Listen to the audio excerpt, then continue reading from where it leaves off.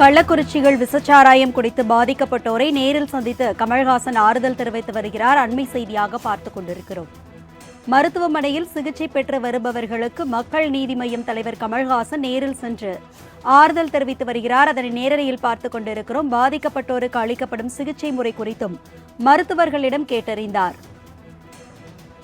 விவரங்களை செய்தியாளர் பொன்னுசாமி வழங்க கேட்கலாம். பொன்னுசாமி, இது குறித்த விரிவான விவரங்களை பகிர்ந்துக்குங்க. வணக்கம் அரசி.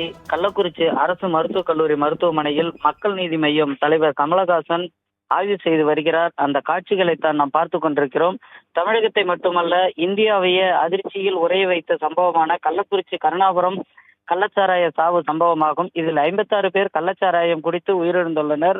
180க்கும் மேற்பட்டோர் கள்ளக்குறிச்சி அரசு மருத்துவக் கல்லூரி மருத்துவமனை, புதுச்சேரி ஜிப்மர் மருத்துவமனை, சேலம் அரசு மோகன் குமாரமங்கலம் மருத்துவக் கல்லூரி மருத்துவமனை, விழுப்புரம் முண்டியம்பாக்கம் அரசு மருத்துவக் கல்லூரி மருத்துவமனை மட்டுமல்லாமல் தனியார் மருத்துவமனைகளிலும் கள்ளச்சாராயம் குடித்து பாதிக்கப்பட்டவர்கள் சிகிச்சை பெற்று வருகின்றனர்.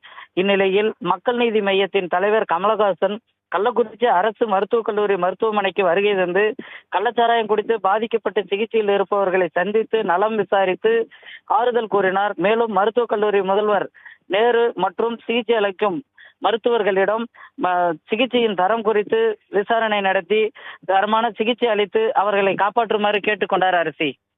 விவரங்களுக்கு நன்றி பொன்னுசாமி.